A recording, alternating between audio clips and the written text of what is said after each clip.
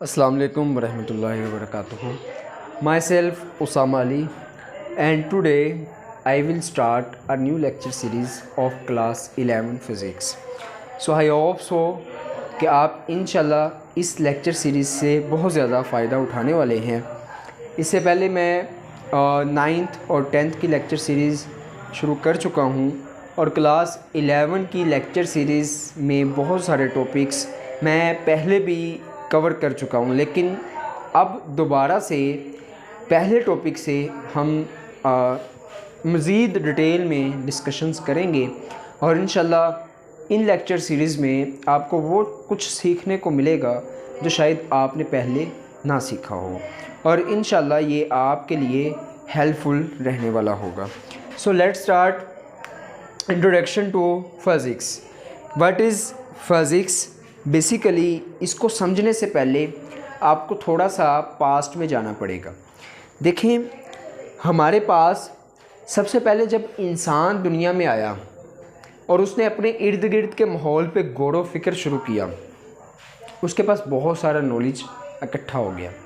जैसे जब इंसान ने दुनिया में आँख खोली तो उसने बहुत सारी अपने इर्द गिर्द चीज़ों को, फिनोमिनास को होते हुए देखा और उन फिनोमिनास को उसने नाम दे दिया साइंस का। बेसिकली साइंस क्या है? साइंस और कुछ नहीं बल्कि नॉलेज का ही एक नाम है। साइंस का लफ्ज़ी मतलब ही नॉलेज है और ये एक लातीनी ज़बान के लफ्ज़ साइंटिया से अख़ज़ किया गया है। इसको साइंशिया भी कहते हैं और साइंटिया भी कहते हैं। ये दोनों किस्म की इसके लिए प्रोनाउंसिएशन यूज़ होती है। साइंशिया, ये दोनों प्रोनाउंसिएशंस यूज़ होती हैं। लफ्ज़ साइंस बेसिकली जिस ज़बान से ड्राइव था, लातीनी लैंग्वेज से, उसकी ये दोनों प्रोनाउंसिएशंस हैं।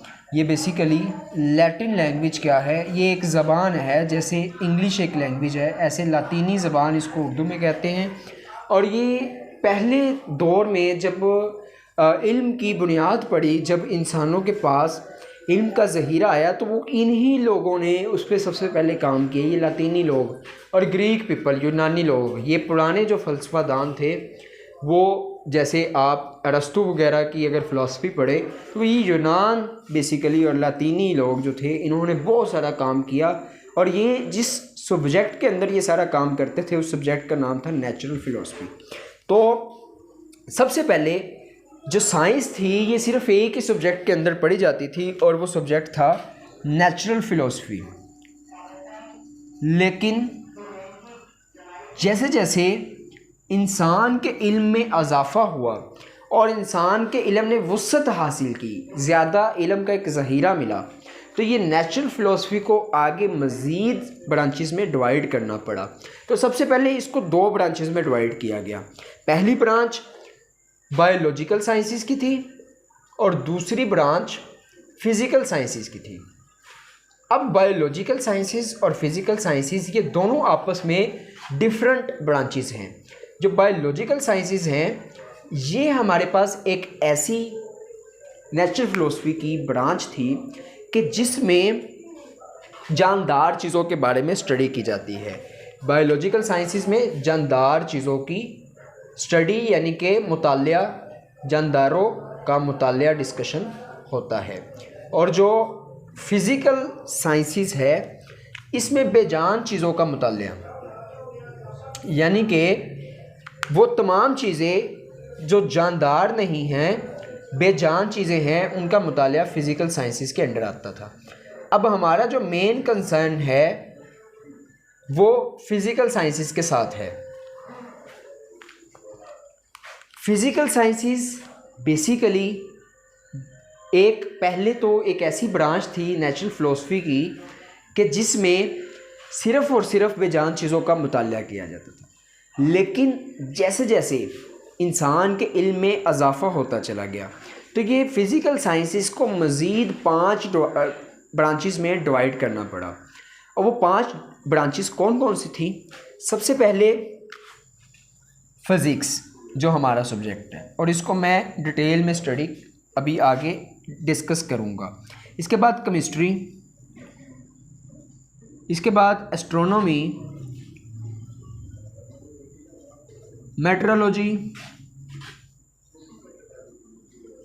और फिफ्थ में हमारे पास जो ब्रांच है ये होगी, तो करो इसको ज़रा, विच वन इज़ जियोलॉजी। तो ये 5 जो ब्रांचेस हैं ये फिज़िकल साइंसेस की मज़ीद ब्रांचेस हैं।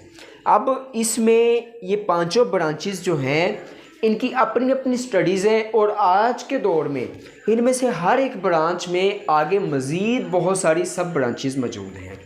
मैं फ़िज़िक्स को ज़रा डिटेल में डिस्कस करूँगा, बाकियों का आपको इंट्रोडक्शन दे के यहाँ से आगे निकलूँगा।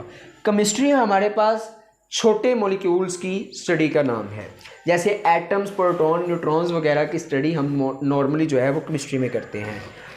एस्ट्रोनॉमी क्या है? एस्ट्रोनॉमी खला में मौजूद चीज़ों के बारे में डिस्कशन का नाम है। मेट्रोलॉजी क्या है? ये वेदर प्रेडिक्शन के नॉलेज का नाम है। जियोलॉजी क्या है? स्टडी ऑफ द अर्थ, ज़मीन के मुतालिक की जो है ये उस ब्रांच का नाम है। अब फ़िज़िक्स पे ज़रा डिटेल में डिस्कस करते हैं, तो आइए हम फ़िज़िक्स के बारे में जानते हैं कि फ़िज़िक्स क्या है। तो माय डियर क्यूरियस फेलोज़, जो फ़िज़िक्स है ये बेसिकली हमारे पास मादा यानी कि matter, energy and their relationship और interaction, matter, energy and their interaction, या रिलेशनशिप का वर्ड भी बाज़ बुक्स में यूज़ हुआ होगा। तो इंटरेक्शन या रिलेशनशिप क्या होता है इसको समझना ज़रूरी है। बाकी मादा और एनर्जी जो है ये ऑलरेडी आप जानते हैं कि मादा क्या होता है, each and everything which occupy some space and have some mass is called the matter. So my dear curious fellows, physics basically क्या है? Matter, energy and their interaction या रिलेशनशिप। ये दोनों वर्ड्स आप सिमल्टेनियसली यूज़ कर सकते हैं, लेकिन इनका मतलब समझना ज़रूरी है कि मैटर, एनर्जी और देयर इंटरेक्शन का क्या मतलब है। तो मैटर आप सब जानते हैं मादे को कहा जाता है, और इसकी डेफिनेशन भी आप ऑलरेडी काफ़ी जगहों पे पढ़ चुके हैं कि हर वो चीज़ जो जगह घेरती है और जिसका कोई ना कोई वज़न होता है वो मैटर आती है। जैसे मैटर की 3 टाइप्स आपने पढ़ी हैं, सॉलिड, लिक्विड एंड गैस, और 4th स्टेट भी होती है जिसमें प्लाज्मा आता है, लेकिन वो गैस की ही एक बिगड़ी हुई शक्ल होती है। अब एनर्जी क्या होती है? एनर्जी हर वो चीज़ जो काम कर सके उसको एनर्जी कहते हैं। एबिलिटी टू डू वर्क, ये भी आप पढ़ चुके हैं। And their interaction and relationship. So this is I want to introduce in front of you कि what is the interaction of matter energy. यहाँ पे आके कन्फ्यूज होती हैं स्टूडेंट्स को कि इंटरेक्शन का मतलब क्या है। कि देखें, उस वक्त तक मादा कुछ भी नहीं है जब तक उसको एनर्जी ना दी जाए, और उस वक्त तक एनर्जी अकेला कुछ नहीं है जब तक उसको मादा ना मिले। इसका क्या मतलब है? इसका मतलब आपको एक एग्जांपल से समझाता हूँ।